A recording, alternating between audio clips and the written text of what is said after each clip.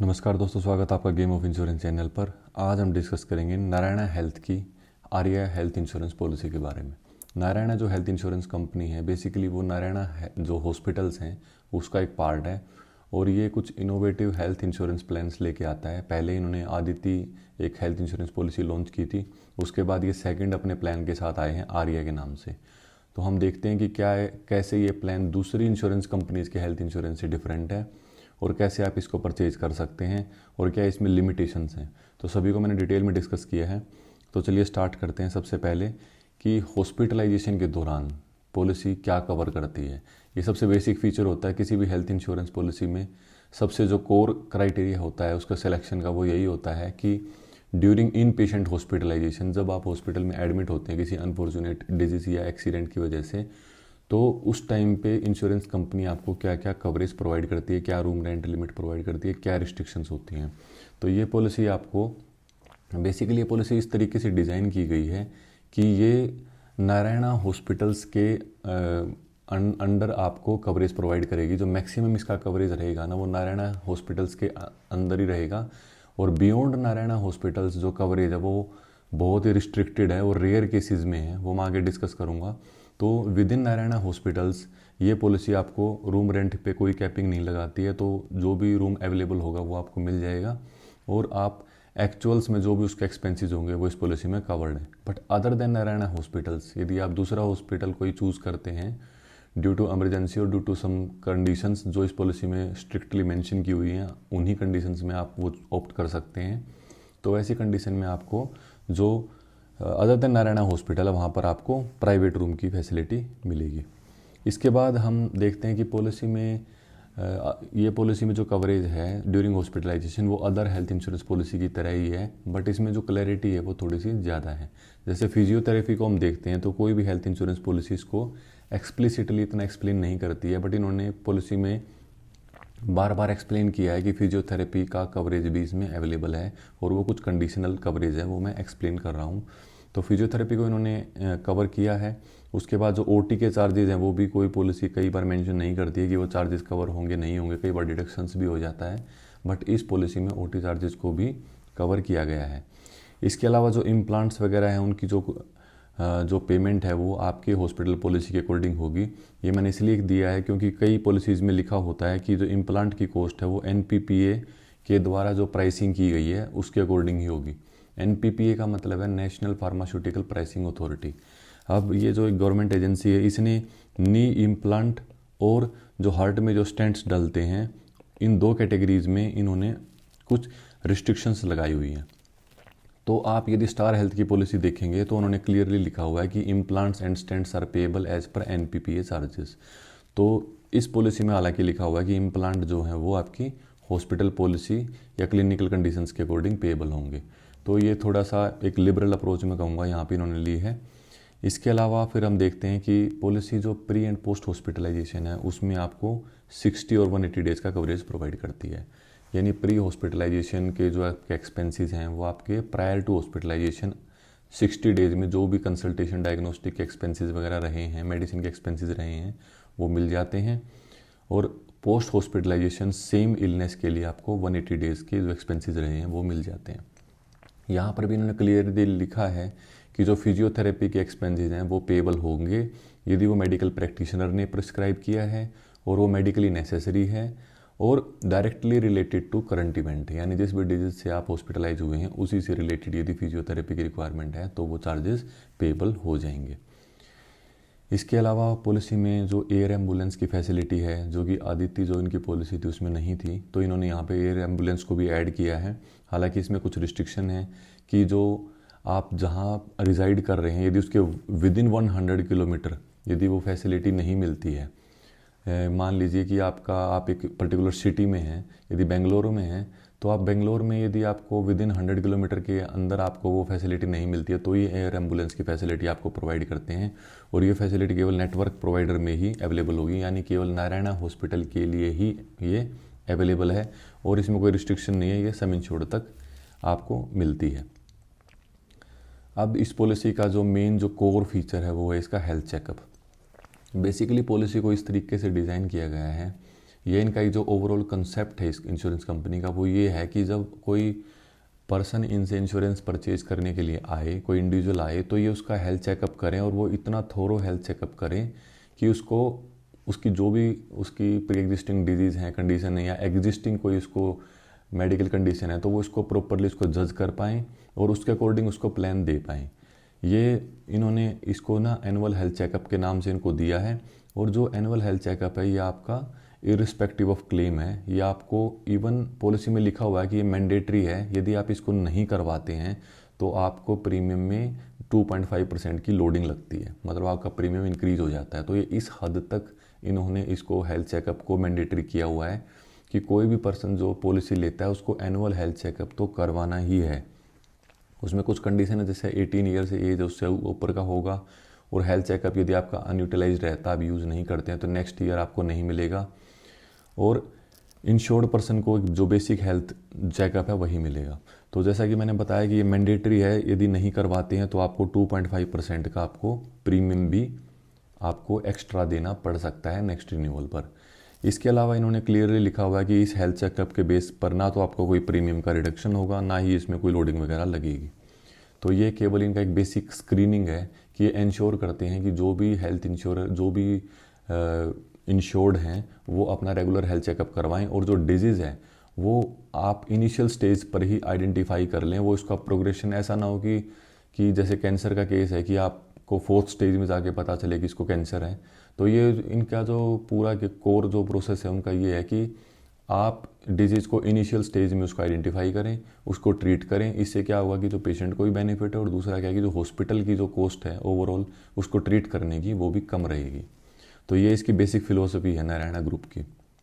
इसके बाद आते हैं कि हेल्थ चेकअप में बेसिकली कवर क्या है। बेसिकली जो ये हेल्थ चेकअप एनुअल देते हैं वो इतना कॉम्प्रिहेंसिव है कि वो किसी भी डिजीज़ को इनिशियल स्टेजेस में आइडेंटिफाई करने की मतलब उसमें कैपेबिलिटी है। तो आप देखेंगे तो वाइटल्स, सीबीसी, ईएसआर, सभी थायराइड प्रोफाइल वगैरह सब इसमें कवर्ड है। रूटीन आपका इवन डेंटल का भी आपका इसमें टेस्ट इसमें अवेलेबल है।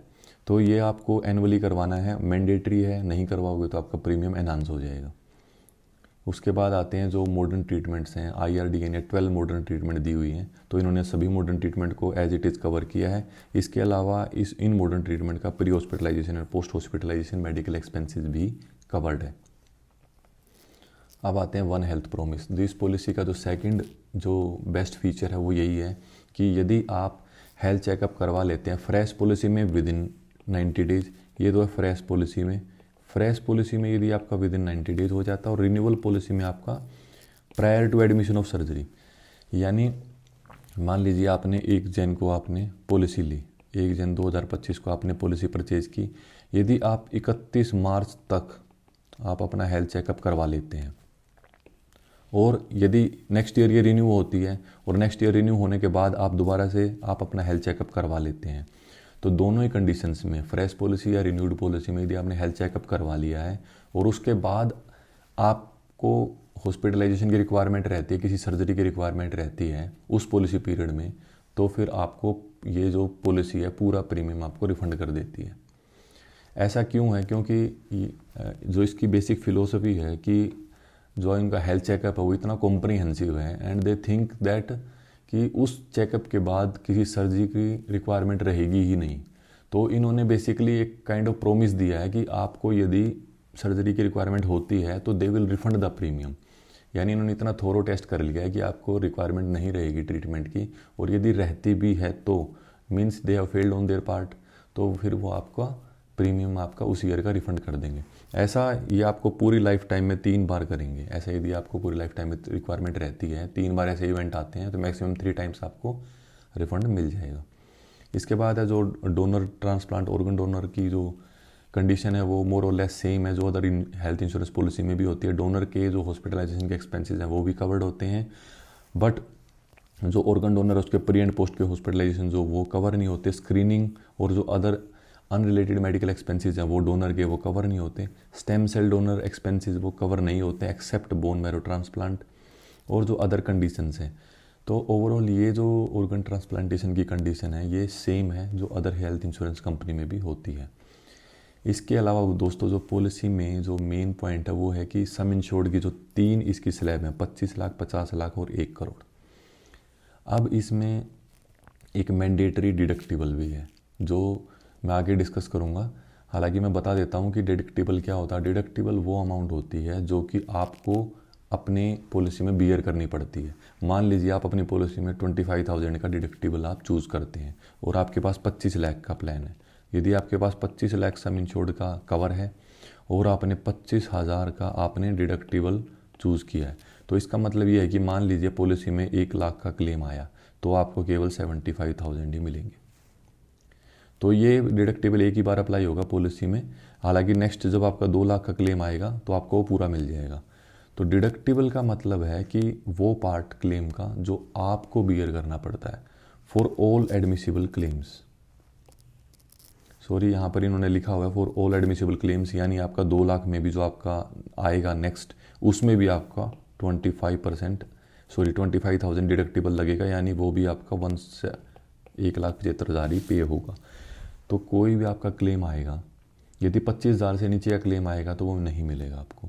यदि 25,000 से ऊपर का क्लेम आएगा तो 25,000 डिडक्ट होंगे पहले और वो रेस्ट ऑफ द अमाउंट आपको मिलेगी।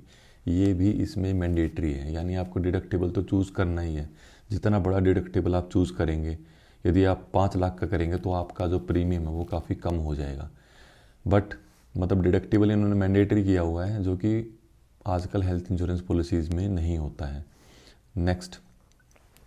नेक्स्ट है इसमें डेफर्ड हेल्थ चेकअप। बेसिकली एक ऑप्शनल कवर है। इसमें ये पॉलिसी परचेज से रिलेटेड है। यदि आप पॉलिसी लेते हैं और पॉलिसी लेने से पहले जो इनका हेल्थ चेकअप करते हैं ये लोग, वो हेल्थ चेकअप आप पॉलिसी लेने से पहले करवा लेते हैं, तो आपका जो प्री एग्जिस्टिंग पीरियड है, उसका जो वेटिंग पीरियड है, वो स्टैंडर्ड जो है 36 मंथ।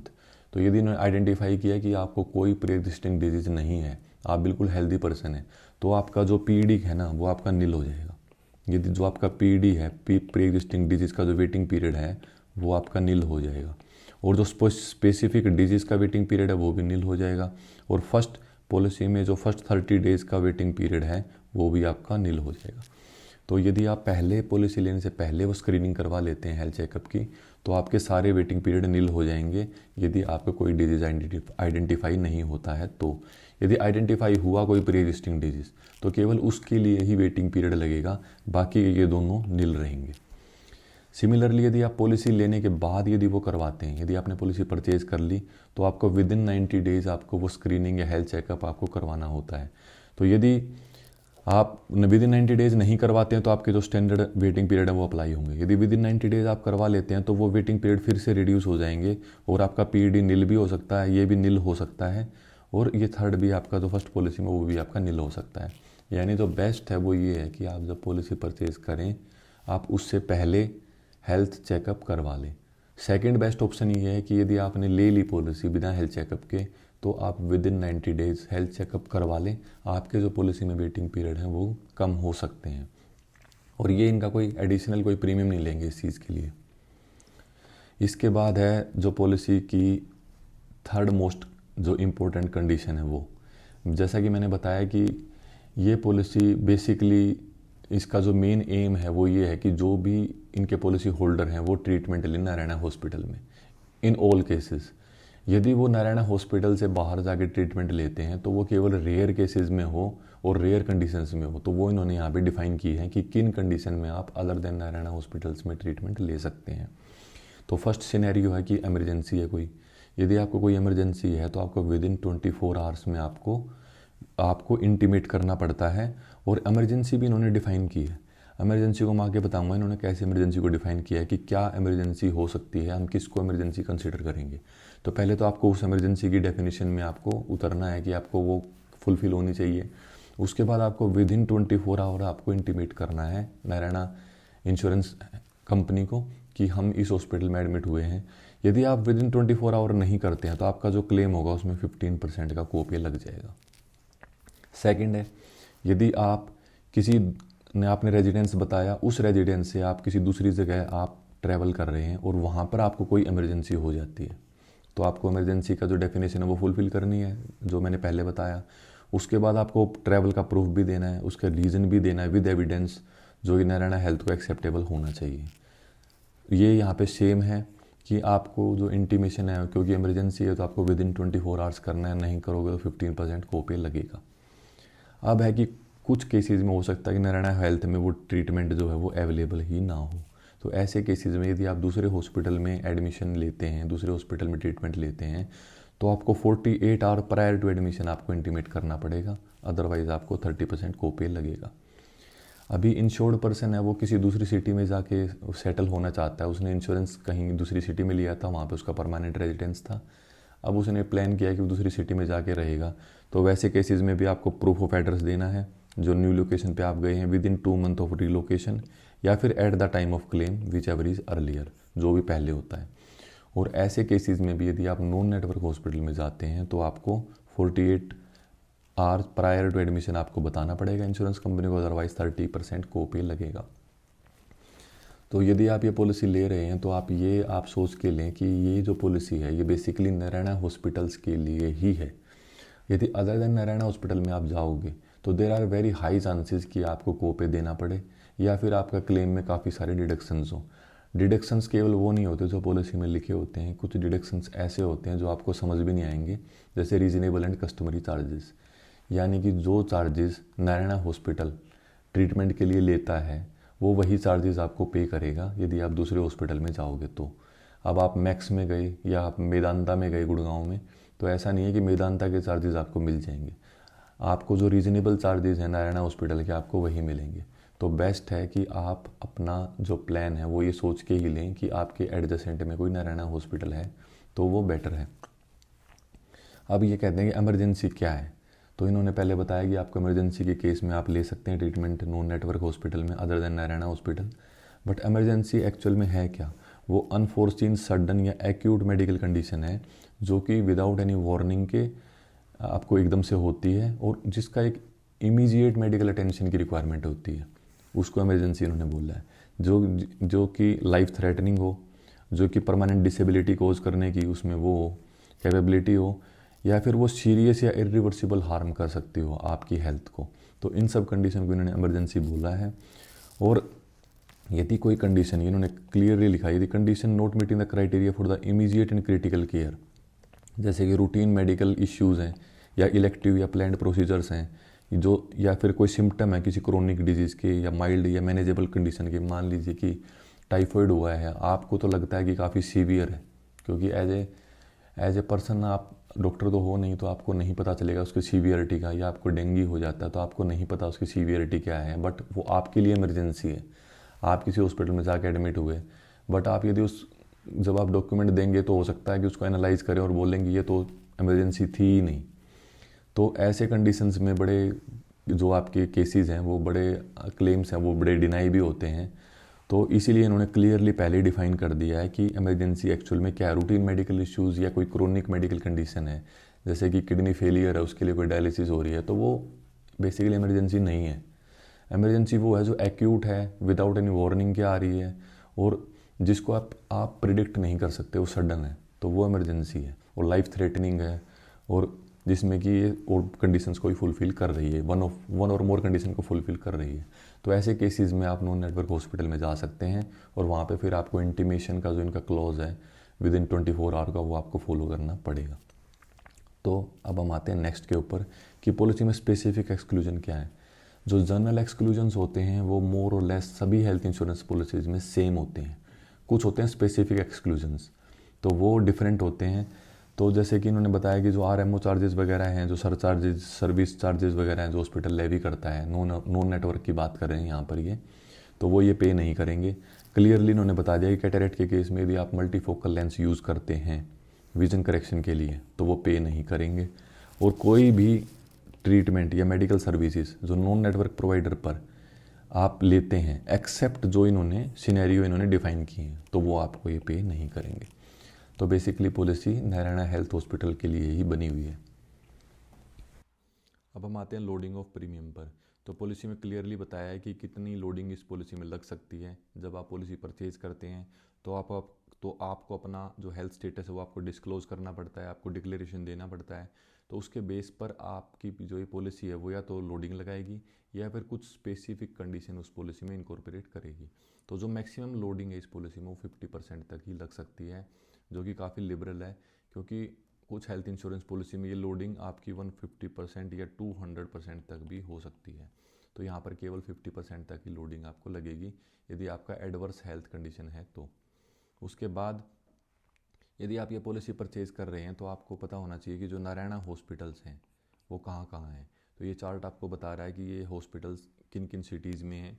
ये पॉलिसी आपको टोटल 21 जो हॉस्पिटल हैं नारायणा हॉस्पिटल्स, उनमें ये कवरेज प्रोवाइड करेगी। तो कोई भी यदि इस पॉलिसी को परचेज़ करने की सोच भी रहा है तो उसको ये देखना चाहिए कि आपकी सिटी में हॉस्पिटल है या नहीं है, क्योंकि यदि आपकी सिटी में हॉस्पिटल है तो आप ये पॉलिसी लेने के बारे में सोच सकते हैं। यदि आपकी सिटी में हॉस्पिटल नहीं है तो फिर आपको काफ़ी हैसल्स फेस करनी पड़ सकती हैं, क्योंकि एट प्रेजेंट जो पॉलिसी है वो आपको नारायणा हॉस्पिटल्स के अंदर ही कवरेज प्रोवाइड करती है। जैसा कि मैंने बार बार इस पॉलिसी में बताया है, बार बार मैं आपको इसलिए बता रहा हूँ क्योंकि ये एक बहुत सिग्निफिकेंट पॉइंट है। अदर देन नारायणा में यदि आप ट्रीटमेंट लेंगे तो वहाँ पे आपकी काफ़ी रिस्ट्रिक्शंस हैं। इसके बाद हम आते हैं पॉलिसी के जो पॉजिटिव फीचर्स हैं। वैसे मैं ऑलरेडी डिस्कस कर चुका हूँ कि पॉलिसी में बहुत क्लैरिटी है। आप भी पॉलिसी को पढ़ेंगे तो क्लियरली आपको समझ आ जाएगी क्या कवर है क्या कवर नहीं है। इसके बाद पॉलिसी नारायणा हॉस्पिटल्स में कोई रूम रेंट पे लिमिट नहीं लगाती है।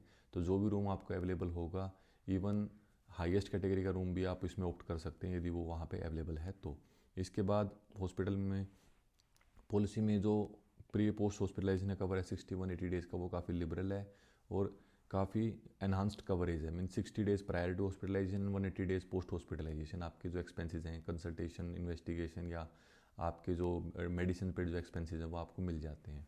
इसके बाद जो हेल्थ चेकअप है वो इसका काफ़ी कॉम्प्रीहेंसिव है और वो डिजीज़ को अर्ली स्टेज में डिटेक्ट करने की कैपेबिलिटी रखते हैं, क्योंकि इतने सारे टेस्ट हैं। यदि अर्ली स्टेज में वो डिटेक्ट हो जाता है तो उसकी ट्रीटमेंट भी ईजिली हो जाती है और आपको भी इतना हैसल फेस नहीं करनी पड़ती।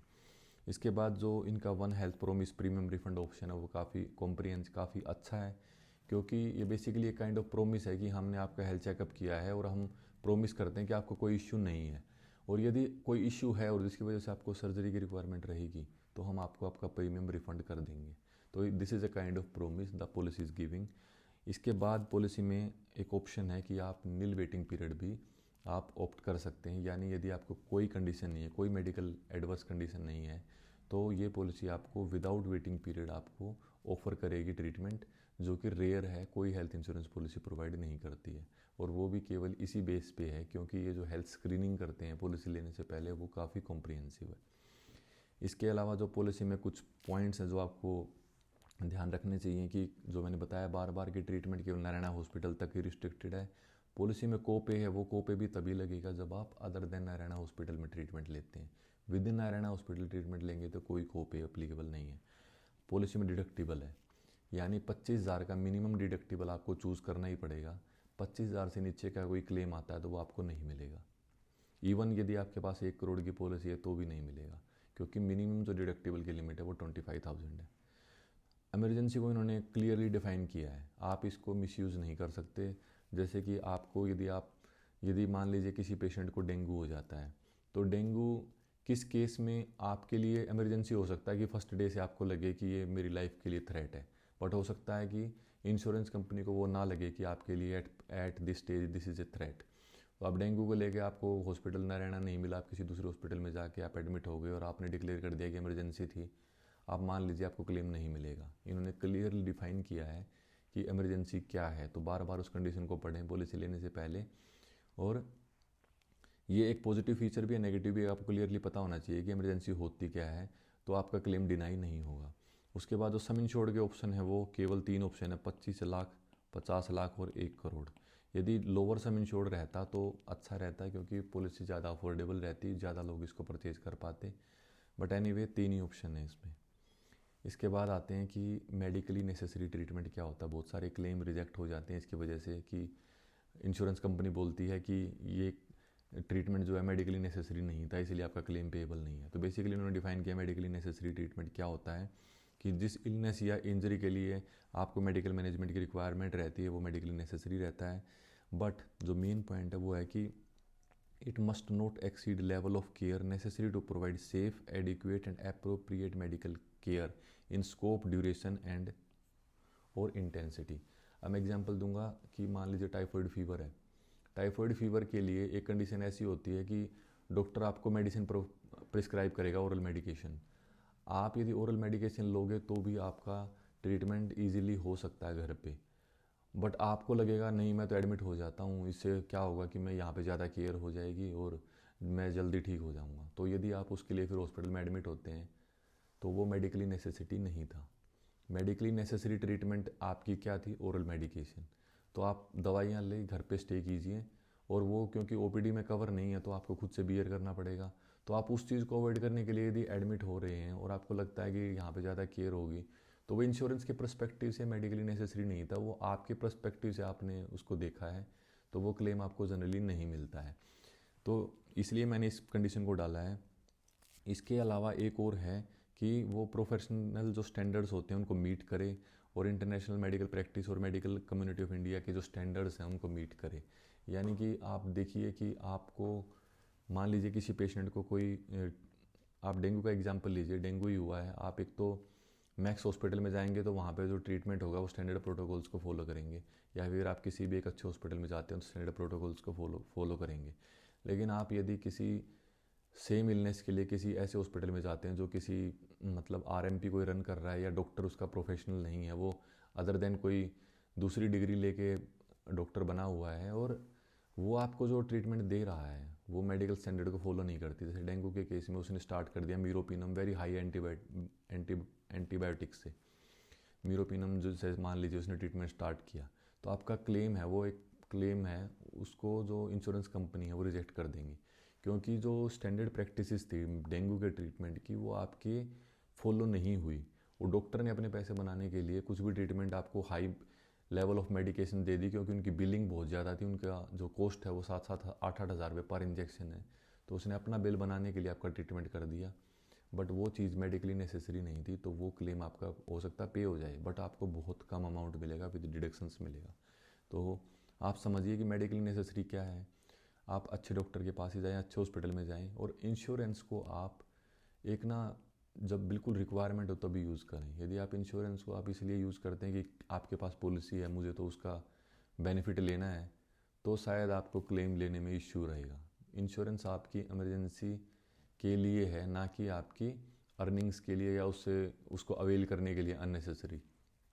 तो उसके बाद हम आते हैं कि इस पॉलिसी को आप बाई कैसे कर सकते हैं। इन्होंने क्लियरली बताया है, इस नंबर पे आप कॉल करें या फिर इनकी जो मेल आईडी है उस पर आप अप्रोच करें, तो वो आपको बताएंगे कैसे आप ले सकते हैं। इसके 2-3 ऑप्शन है लेने के। यदि आपने नारायणा हेल्थ जो हॉस्पिटल्स हैं, यदि आपने वहाँ पे ऑलरेडी आपने विद इन 6 मंथ, लास्ट के 6 मंथ में आपने कोई टेस्ट करवाया है, तो आप उनको बता दीजिए, उन टेस्ट के बेसिस मान के ही आपको पॉलिसी दे देंगे। दूसरा है कि आप अपने टेस्ट को शेड्यूल भी करवा सकते हैं, आपकी स्क्रीनिंग होगी प्रॉपर, उसके बाद आपको पॉलिसी देंगे। और तीसरा ये है कि आपको यदि इंस्टेंट चाहिए तो आपको डिक्लेरेशन के बेस पे पॉलिसी मिल जाएगी, बट उसके विद इन 90 डेज आपको विद इन 3 मंथ यानी 90 डेज़ के विद इन आपको वो टेस्ट सारे करवाने पड़ेंगे, और फिर आपका वो कवर कंटिन्यू रहेगा फ्यूचर में। तो ये थी जो हमारी वीडियो नारायणा हेल्थ की आर्या प्लान्स के बारे में। आई होप कि आपको ये जो प्लान है काफ़ी अच्छे से समझ आ गया होगा। यदि कोई भी क्वेरी फर्दर है तो आप प्लीज़ लिखिएगा। मेरी ये वेबसाइट है gameofinsurance.com, यहाँ पर भी मैंने आर्टिकल्स डाले हुए हैं, और इस पॉलिसी के ऊपर भी मैं डिटेल में इसमें आर्टिकल अभी डालूंगा, अभी मैंने डाला नहीं है, बट इसके ऊपर भी मैं डिटेल में जो मैंने आपको एक्सप्लेन किया वो आपको इस पर भी मिल जाएगा, वेबसाइट पर भी। ये मेरा ट्विटर हैंडल है, कोई भी आप क्वेरी है, कोई भी क्वेश्चन है रिगार्डिंग इंश्योरेंस, तो आप वहाँ पर अप्रोच कर सकते हैं, कमेंट सेक्शन में आप यहाँ डाल सकते हैं। और यदि आपको ये वीडियो पसंद आई है तो मेरे चैनल को प्लीज़ सब्सक्राइब करें और वीडियो को शेयर करें। Thank you.